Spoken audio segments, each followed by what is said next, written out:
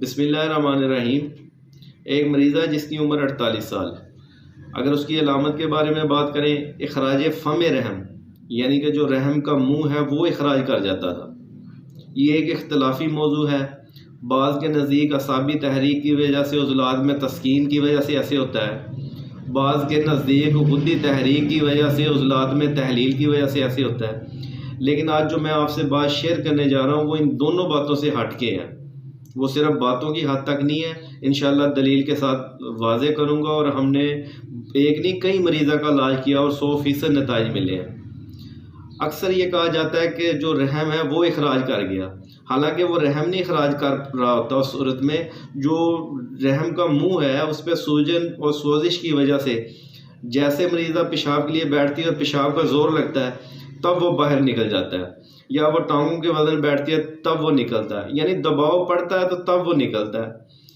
यहाँ पे एक बात जो है अंडरस्टूड है कि जब भी कोई अलामत है या दर्द है, जब दबाव की वजह से मसला बने तो ये जो है इसका मतलब है कि मुजर्रा जो है रास्ता जो है वो तंग है। ये तो बात अंडरस्टूड है।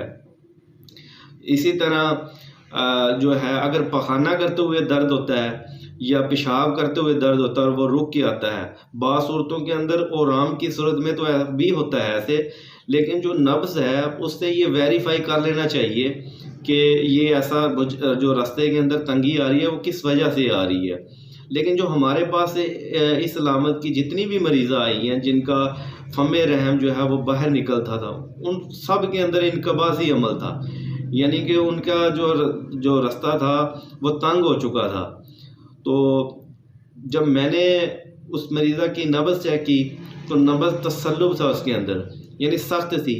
ये बात भी अंडरस्टूड है कि जिस मरीज़ा या मरीज़ की नब्ज़ के अंदर सख्ती पाई जाए, ना वो असाबी हो सकती है ना वो गुद्दी हो सकती है, वो तो 100% उज़लाती है।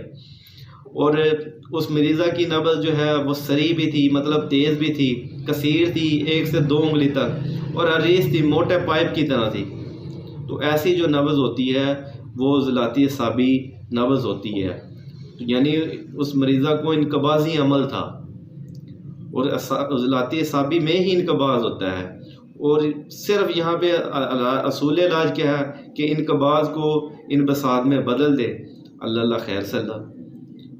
तो जब मैंने उस मरीज़ा की ये तशख़ीस करने के बाद जो दुआ तजवीज़ की, उसके अंदर गुद्दी उज़लाती मलैयन 6 रत्ती और गुद्दी उज़लाती हाज़म 6 रत्ती, दिन में 4 दफ़ा, सुबह दोपहर शाम और रात। और उज़लाती ग़िज़ा से 100% परहेज़ करने के लिए कहा गया। जो हाज़म है गुद्दी उज़लाती, इसके अंदर ज़रूरत है जो बेहतरीन सोजिश पे काम करता है। तो अल्हम्दुलिल्लाह जितने भी मरीज़ा आई हैं इस अलामत की, सब शफा याब हो के यहाँ से गई अल्हम्दुलिल्लाह। आप जो है प्रैक्टिकली आप ये दुआ जो है तजवीज़ करके देख सकती हैं। हाँ, बशर्ते कि उसके साथ कोई और अलामत ना पाई जाए, जैसे इस्तिस्का ज़की ना हो, सुज़ाक ना हो, या कोई भी गुद्दी उज़लाती तहरीक की कोई अलामत ना हो, और 100% जो है उसको उज़लाती ग़िज़ा से परहेज़ भी करवाएँ। तो फिर मुझे जो है मैसेज के अंदर या मुझे व्हाट्सएप के नंबर पे रिप्लाई करके मेरी बात को वेरीफाई ज़रूर करें कि मैं सही कह रहा था या गलत, या मैं आपको दलील से कह रहा हूँ। एक नहीं कई मरीज़ा का हमने इलाज किया गया।